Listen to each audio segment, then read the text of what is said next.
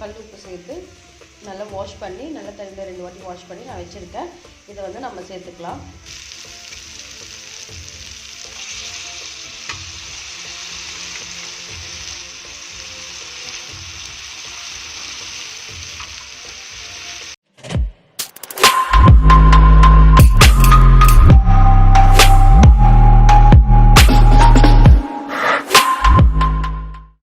Hello மக்களே, welcome to ஷோப்ஸ் kitchen.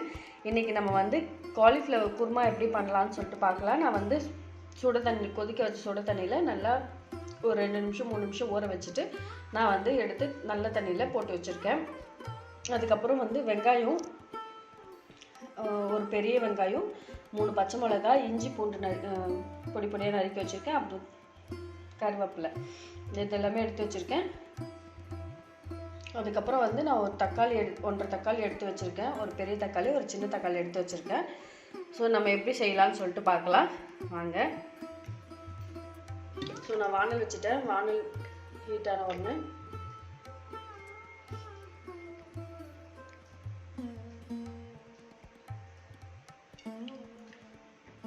தேவையான அளவு எண்ணெய் ஊற்றிக்கோங்க. எண்ணெய் ஹீட்டான பிறகு கடுகு, அதுக்கப்புறம் சீரகம் கொஞ்சம் சேர்த்துக்கோங்க. கடுகு 1/4 ஸ்பூன் சேர்த்துருக்கேன், சீரகம் 1/4 ஸ்பூன் சேர்த்துருக்கேன். இப்போ நம்ம வந்து வெங்காயம், பச்சை மிளகாய், அதுக்கப்புறம் பூண்டு, இதுக்கப்புறம் கருவேப்பிலை, இது எல்லாத்தையுமே சேர்த்து நல்லா வதக்கிக்கலாம். ஃபஸ்ட்டு நான் இஞ்சி பூண்டு, அதுக்கப்புறமா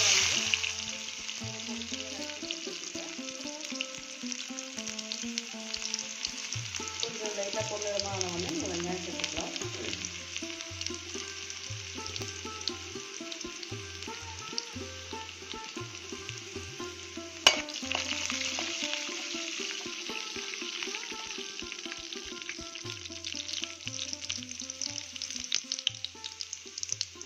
ஓகே, இப்போ வெங்காயம் பச்சை மிளகாய்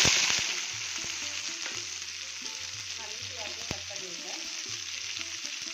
நீங்கள் எப்படி வேணுமோ கட் பண்ணிக்கோங்க. வெங்காயம் 2 வெங்காயம் சேர்த்துக்கோங்க.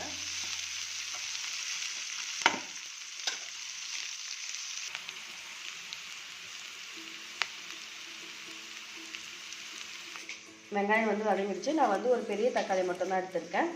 அதை இப்போ சேர்த்துக்கலாம்.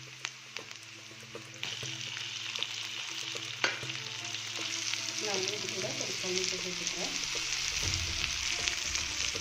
1/4 ஸ்பூன் வந்து மஞ்சள் தூள் சேர்த்துக்கிறேன். இப்போ வந்து நம்ம காலிஃப்ளவர் வந்து நான் சுட தண்ணியில் மஞ்சள் தூள், கல் உப்பு சேர்த்து நல்லா வாஷ் பண்ணி நல்லா தண்ணியில் 2 வாட்டி வாஷ் பண்ணி நான் வச்சுருக்கேன். இதை வந்து நம்ம சேர்த்துக்கலாம்.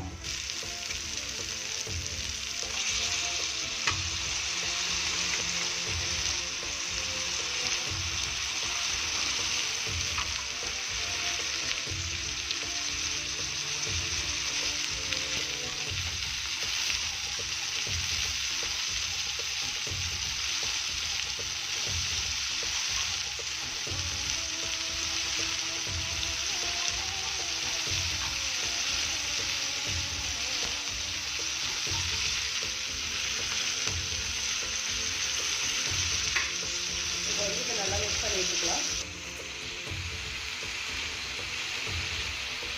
நான் வந்து 1/2 ஸ்பூன் வந்து தனி மிளகாய் தூள் சேர்த்துக்கிறேன்.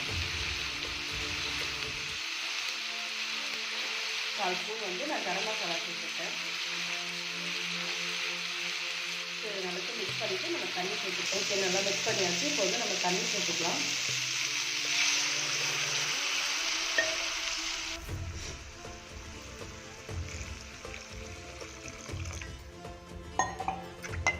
தேவையான அளவு தண்ணி ஊற்றிக்கோங்க. இப்போ வந்து தேங்காய், இது கொதிக்கிறதுக்குள்ள நம்ம தேங்காய், பச்சை மிளகாய் சேர்த்து, சீரகம் சேர்த்து நம்ம வந்து தேங்காய் பேஸ்ட் அரைச்சி எடுத்துட்டு வந்துடலாம்.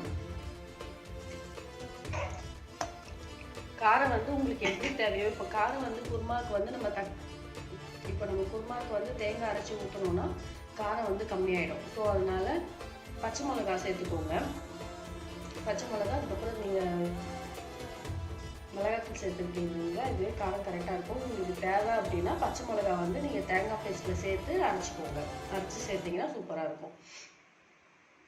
ஓகே, இப்போ வந்து நம்ம தேங்காய் பேஸ்ட் ரெடி பண்ணுறதுக்காக நான் 1.5 பத்து தேங்காய் எடுத்து நான் பொடி பொடியாக நறுக்கி வச்சுருக்கேன். அதுக்கப்புறம் ஒரு பச்சை மிளகா, கொஞ்சம் கொத்தமல்லி, அதுக்கப்புறம் 1/4 ஸ்பூன் சீரகம் எல்லாமே சேர்த்து நான் அரைச்சி பேஸ்ட்டாக எடுத்துகிட்டு வந்துடுறேன். ஓகே, நான் வந்து பேஸ்ட் வந்து அரைச்சி எடுத்துகிட்டு வந்துட்டேன். இப்போ வந்து நம்ம சேர்த்துக்கலாம்.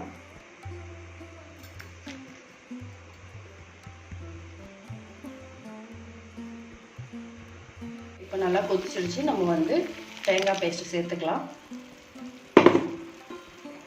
தேங்காய் பேஸ்ட் சேர்த்தாச்சு. நல்லா மிக்ஸ் பண்ணிக்கோங்க. இப்போ வந்து காரம், உப்பு எல்லாமே கரெக்டாக இருக்கான்னு பார்த்துக்கோங்க. பார்த்துட்டு காரம் இல்லைன்னா பச்சை மிளகாவை சேர்த்துக்கோங்க. சேர்த்துட்டு உப்பு இல்லைன்னா உப்பு சேர்த்துக்கோங்க. சேர்த்துட்டு நல்லா மிக்ஸ் பண்ணி விட்டுட்டு க்ளோஸ் பண்ணிவிட்டு 2 மினிட்ஸ் கழிச்சு நம்ம ஓப்பன் பண்ணி பார்க்கலாம். ஓகே மக்களே, இப்போ வந்து நம்ம நல்லா கொதிச்சுட்ருக்கு. இப்போ வந்து நான் 1 கிராம்பும் 2 பட்டையும் சேர்த்துக்கிறேன். சேர்த்துட்டு மறுபடியும் க்ளோஸ் பண்ணிவிடுங்க. க்ளோஸ் பண்ணிவிட்டு நம்ம 1 மினிட் கழிச்சு ஓப்பன் பண்ணி பார்த்துட்டு நம்ம ஆஃப் பண்ணிக்கலாம். ஓகே மக்களே, காலிஃப்ளவர் குருமா ரெடி ஆகிடுச்சு. கொத்தமல்லி நல்லா சொல்லிக்கலாம். நீங்களும் செஞ்சு பாருங்கள். தேங்க்யூ.